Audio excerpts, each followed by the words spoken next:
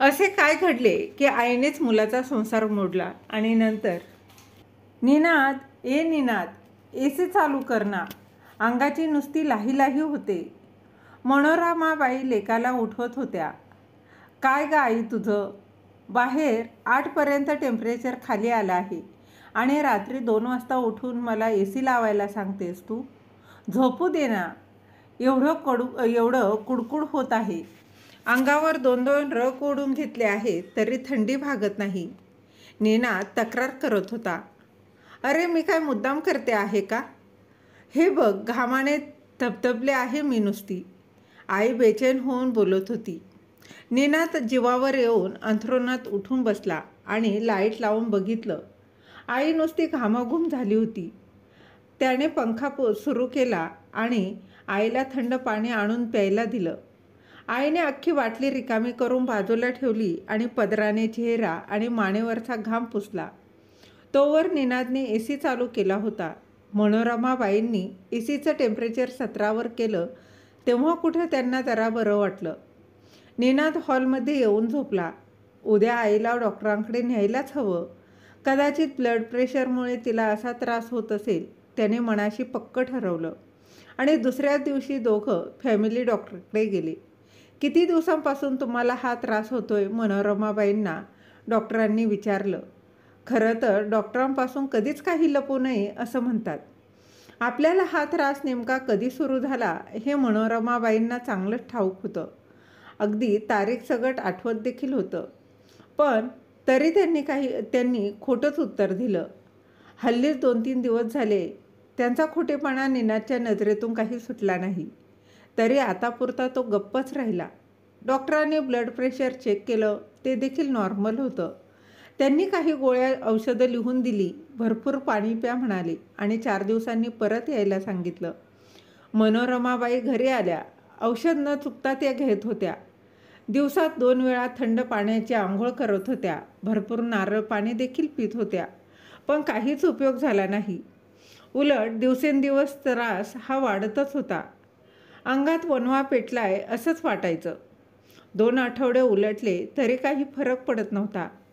तब्येतीमध्ये दिवसेंदिवस सगळंच बिघडत चाललं होतं. आताशा रमाबाई ह्या मनोरमाबाईंच्या अंगावर जागोजागी भाजल्यासारखे फोड उठले होते. बसणं झोपणं सगळंच मुश्किल झालं होतं. आई, उद्या डॉक्टरांकडे जाऊया आपण. हवं तर दुसऱ्या एखाद्या स्पेशालिस्टला दाखवू. निनाद अगदी काळजीने बोलत होता. नको, आता कुठल्याही डॉक्टरांकडे जायचं नाही. मला कुठलं औषधसुद्धा नको. कारण कशानेच मला आराम पडणार नाही. आता मेल्यावरच ह्या त्रासातून माझी सुटका. नेहाच्या फोटोकडे बघत त्या बोलत होत्या. आई, असं नको ग बोलू. तुझ्याशिवाय मला कोण आहे दुसरं? नेहा सोडून गेली मला अर्ध्या संसारातून. त्या गोष्टीला अजून 1 महिना देखील नाही झालेला आणि आता तू देखील निर्वानिरव करते आहेस. निनाद लहान मुलासारखा रडू लागला. नेहा अर्धा संसार सोडून गेली त्याला मीच जबाबदार आहे निनाद. नेहाच्या फोटोकडे बघत मनोरमाबाई मनातल्या मनात बोलत होत्या. नकळत भूतकाळ पुन्हा एकदा त्यांच्या डोळ्यासमोर तरळून गेला आणि गेली कित्येक वर्ष निनाद आणि मनोरमाबाई दोघंच होते एकमेकांना. निनादचे बाबा जाऊन बरीच वर्ष झाली होती. 2-3 वर्ष ते अंथरुणाला खेळले होते. पाण्यासारखा पैसाही खर्च झाला. पण पोटाचा कॅन्सर बाबांना घेऊनच संपला आणि होती नव्हती तेवढी सगळी शिल्लक देखील दागिने सगळे उपचारांसाठी कामी आले. पण गुण काही आला नाही. सुदैवाने निनादला चांगल्या पगाराची नोकरी मिळाली. त्यामुळे सगळं बस्तान हळूहळू मार्गी लागलं. निनाद दिसायला देखणा होता. शिवाय मायाळू देखील होता. त्याचं लग्न आपण एखाद्या श्रीमंत मुलीशी लावून देऊ म्हणजे भरपूर हुंडा तरी मिळेल. मनोरमाबाई मनात मांडे खात होत्या. पण निनादने सगळ्यावर बोळा फिरवला. एक दिवस निनाद नेहाला घरी घेऊन आला. आई, माझं नेहावर खूप प्रेम आहे. नेहा दिसायला निनादला अनुरूप होती. पण मनोरमाबाईंनी ऑलरेडी अश्विनीला पसंत केलं होतं. अश्विनी ही मोठ्या घरची एकुलती एक मुलगी होती. लग्नाचा दोन्हीकडचा खर्च अश्विनीचे वडील करणार होते. सासरी येताना अश्विनी भरपूर काही घेऊन आलीच असती. मनोरमाबाई आतापासूनच इमले रचू लागल्या होत्या. त्या सगळ्याला नेहाने सुरुंग लावला होता. नेहा ही अनाथ आश्रमात वाढलेली मुलगी होती. त्यामुळे वाजत गाजत कुठलं लग्न व्हायला. आता कुठे आपली हौसमौज होणार वरमाई म्हणून. कोर्ट मॅरेज करावं लागणार होतं आता, ते सुद्धा आपल्याच खर्चानं. मनोरमाबाई रुमुसल्या. त्या नेहाबरोबर फार बोलल्या देखील नाहीत. त्यांनी अंदाज केला होता त्याप्रमाणे निनाद नेहाचं कोर्ट मॅरेज झालं आणि लगेचच 8-15 दिवसात कपड्यांची एक बॅग घेऊन नेहाने गृहप्रवेश केला. अश्विनीच्या घरच्यांना कसं तोंड दाखवावं हे मनोरमाबाईंना समजतच नव्हतं. एकदा अश्विनी रस्त्यात भेटली. मनोरमाबाई मान खाली घालून जात होत्या, पण अश्विनीने त्यांना अडवलं. काकू, का असं वागताय माझ्याबरोबर? मी कितीच स्वप्न रंगवली होती निनादबरोबर संसार करण्याची. वाटलं होतं आमचं लग्न झालं की आपण सगळे आमच्या बंगल्यात राहू. पप्पांचा बिझनेस निनाद सांभाळेल. पण एका क्षणात सगळं संपल्यासारखं झालं वाटलं. अश्विनी डोळ्यात पाणी आणून बोलत होती. माफ कर गं मला, माझ्या हातात काहीच नव्हतं. काकू खालच्या आवाजात बोलत होत्या. कदाचित तुझ्या नशिबात निनादपेक्षा चांगलं कुणी येणार असेल. नाही काकू, मी आता इतर कुणाशीही लग्न करणार नाही. आयुष्यभर मी निनादची वाट बघेन. अश्विनी सहज बोलून निघून गेली. अश्विनी अजूनही निनादबरोबर लग्नाला तयार आहे. म्हणजे समजा उद्या निनादचं काही पटलं नाही, ते वेगळे झाले किंवा नेहाचं काही बरं वाईट झालं तर अश्विनी निनादचं लग्न होण्याची शक्यता आहे. त्यांचं लग्न झालं की ह्या 1 BHK पेक्षा एक मोठ्या बंगल्यात राहायला जाणार. तिथे स्वयंपाक धुणं भांडी करायला नोकर आहेत. आपण फक्त आराम करायचा, बसल्या बसल्या ऑर्डर द्यायची. मनोरमाबाई आता ह्याच एका दिशेने विचार करू लागल्या होत्या. त्या नेहाबरोबर चुकून देखील प्रेमाने वागायच्या नाहीत.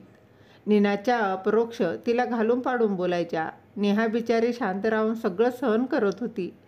लग्न झाल्यावर आपल्याला सासूची रूपात आईच मिळेल ही तिची आशा फेल झाली. आता घरात नवीन पाहुण्याची चाहूल लागली. नेहासाठी टॉनिक, फळं यावर निनादचा खर्च वाढत चालला होता. थोडी ओढाताण सहन करून तो आनंदाने सगळं सहन करत होता. पण आईच्या डोळ्यात हे सगळं खुपत होतं. नेहापासून सुटका कशी करून घेता येईल ह्याच एका गोष्टीचा त्या विचार करत होत्या. आणि लवकरच ती संधी त्यांना मिळाली देखील. ऑफिसच्या कामासाठी निनादला 2 दिवस बाहेरगावी जावं लागणार होतं. 6 महिन्यांच्या गरोदर बायकोला आईजवळ सोडून जाणं त्याला जीवावर आलं होतं, पण पर्याय नव्हता. आणि त्याच रात्री नेहमीप्रमाणे सगळं आटपून नेहाने आपलं अंथरूण घातलं. मनोरमाबाई बाहेर गादीवर चुळबुळ करत होत्या. आजच्यासारखी संधी पुन्हा मिळणार नव्हती, पण काय करावं समजत देखील नव्हतं. इतक्यात किचनमध्ये नेहाची हालचाल त्यांना जाणवली. झोप नाही का गं येत नेहा? त्यांनी सुनेला विचारलं. हो, झोपतेच आहे, थोडं गरम दूध पिऊन, असं नेहा म्हणाली. अगं, आपल्या दोघींसाठी कॉफी बनवशील का जायफळ घालून? त्यांनी विचारलं. आणते हं सासूबाई, त्यावर नेहा म्हणाली. नको, थांब, मीच आले आतमध्ये. मनोरमाबाई किचनमध्ये आल्या आणि शेजारी राहणाऱ्या दुर्गाबाई झोपेच्या गोळ्या घेत होत्या. मनोरमाबाईंनी आज संध्याकाळी त्यांच्या घरातून त्या गोळ्या ढापल्या होत्या. त्या सगळ्या गोळ्या नेहाच्या कॉफीमध्ये मिसळल्या की नेहा कायमचीच झोपी जाईल. त्यांच्या डोक्यात सैतान शिरलं होतं. फक्त एक संधी मिळण्याचा अवकाश होता. कॉफी घ्या सासूबाई. त्यांच्या पुढ्यात कप धरला. नेहा म्हणाली, मी आलेच बाथरूमला जाऊन. नेहा ओट्यावर कॉफी तशीच ठेवून गेली. आणि हीच ती संधी ज्याची आपण वाट बघत होतो. मनोरमाबाईंनी सगळ्याच्या सगळ्या गोळ्या नेहाच्या कॉफीमध्ये मिसळल्या. नेहा आली आणि कॉफीचा एक घोट घेतला. तिला थोडी वेगळीच चव लागली. कॉफी पिऊ नये असं देखील वाटलं होतं, पण सासूच्या धाकाने तिने कॉफी एका घोटात संपवली आणि 5व्या मिनिटाला ती किचनमध्येच आडवी झाली, देव्हाऱ्याखाली. मनोरमाबाईंनी कॉफीचे मग आणि भांडी धुवून जागच्या जागी ठेवली. गोळ्यांचं पाकिट खिडकीतून बाहेर फेकून दिलं आणि त्या आपल्या बिछाण्यात येऊन पडल्या. अर्ध्या तासाने पुन्हा त्या किचनमध्ये आल्या. त्यांना वाटलं नेहा प्रकरण संपलं असेल आता, पण नेहाचा श्वास चालू होता. त्यांनी बेडरूममधून चादरी आणून नेहाच्या अंगावर टाकल्या. देवघरातलं निरंजन पेटवलं आणि ते नेहाच्या अंथरुणावर टाकलं. चादरींनी लगेच पेट घेतला तेव्हा अर्धवट शुद्धीत होती.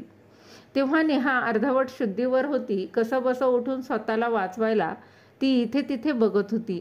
तिने पाहिलं सासू नुसतं बघत उभं राहिली होती. सासूबाई मला वाचवा, माझं बाळ वाचवा सासूबाई, ही विनवण्या ती करत होती. पण सासूबाईच्या डोळ्यात असुरे आनंद नाचत होता. नेहा असह्य होऊन किंचाळत होती. एव्हाना धूर सगळीकडे पसरत होता. मनोरमाबाई दार उघडून बाहेर आल्या आणि नेहाचा आरडाओरडा ऐकून शेजारी बाहेर जमा झाले होतेच ऑलरेडी. पाणी वगैरे टाकून त्यांनी आग विझवली. मनोरमाबाई छाती बडवून घेत रडण्याचं नाटक करत होत्या. पोलीस आले. ॲम्ब्युलन्समधून नेहाला हॉस्पिटलमध्ये आणलं गेलं. पण डॉक्टरांनी तिला आधीच मृत घोषित केलं. शवविच्छेदन करण्यात आलं. नेहाने झोपताना त्या गोळ्या घेतल्या होत्या ते समजलं, पण त्या गोळ्या कुठून आल्या याचा शोध चालू होता. नेहा एवढ्या गोळ्या एकदम घेते आणि त्याच रात्री नेमका जळून तिचा मृत्यू होतो, हे सगळं अगदी संशयास्पद होतं. आणि हा संशय थेट मनोरमाबाईंवर होता. कारण त्या रात्री त्या घरात त्या दोघीच होत्या. शिवाय त्या नेहाचा दुत्वास करायच्या, रागराग करायच्या याची साक्ष शेजाऱ्यांनी दिली होती. पोलीस त्यांची चौकशी देखील करत होते, पण हाती ठोस पुरावा काहीच लागत नव्हता. मनोरमाबाईंना मोठ्या हॉस्पिटलमध्ये हलवलं गेलं. डॉक्टर निनादला सांगत होते, निनाद, असली केस आम्ही अगोदर कधीच बघितलेली नाही. तुझ्या आईचं अंग काळं ठिक्कर पडलं आहे. आगीत सापडल्यासारख्या वेदना त्यांना होत आहेत. त्यांच्या बाजूला उभं राहिलं तरी चामडी जळाल्यासारखा वास येतोय. जिवंतपणे जळत असल्यासारख्या त्यांना वेदना होत आहेत. मला आता कुठेच नाही जायचं, असं मनोरमाबाई बोलल्या. कुठलाच डॉक्टर मला वाचवू शकत नाही. 2 शब्द बोलताना देखील मनोरमाबाईंना खूप त्रास होत होता. मला पोलिसांना काही सांगायचं आहे. निनाद, पोलिसांना ताबडतोब बोलव. माझ्याकडे फार कमी वेळ आहे. मनोरमाबाईंची घाई चालू होती. वॉर्डबाहेर पोलीस उभेच होते. जीव एकवटून मनोरमाबाई कसं बसं तरी बोलत होत्या. आपणच सुनेला मारलं हे त्यांनी कबूल केलं आणि मनोरमाबाईंनी मनातच नेहाची क्षमा देखील मागितली. नेहा, माफ कर ग आता तरी. पोटातल्या बाळासकट मी तुला जिवंत जाळलं. किती वेळ तू तडफडत होतीस, पण तेव्हा मला असुरे आनंद मिळत होता. आणि त्याच रात्री माझ्या स्वप्नात येऊन तू मला शाप दिलास की आता पुढील आयुष्य मला देखील ही आग जाळत राहील. तुझा शब्द खरा ठरला नेहा. गेल्या महिनाभर ही धग मला जाळते आहे आणि मी काहीच करू शकत नाही. पण आता नाही ग सोसवत मला. सोडव मला ह्यातून. मनोरमाबाई मरणाची भीक मागत होत्या. एवढा वेळ वेदनेने कळवळणाऱ्या आईचा आवाज अचानक कसा थांबला म्हणून निनादने आईकडे पाहिलं. आईला नुकतीच शांत झोप लागलेली दिसत आहे. पण हे कसं शक्य आहे? घाबरून त्याने पोलिसांकडे देखील पाहिलं. डॉक्टर बाजूला होतेच. त्यांनी चेक केलं आणि मनोरमाबाई गेल्याचं त्यांनी डिक्लेअर केलं. आपला संसार उद्ध्वस्त करणारी आई गेली म्हणून आनंद व्यक्त करावा की आपण पोरकं झाल्याचं दुःख करावं हेच निनादला समजलं नव्हतं. तर मित्र आणि मैत्रिणींनो, तुम्हाला ही कथा कशी वाटली ती कमेंटमध्ये नक्की सांगा आणि आवडली असेल तर लाईक, शेअर, सबस्क्राईब नक्की करा. धन्यवाद.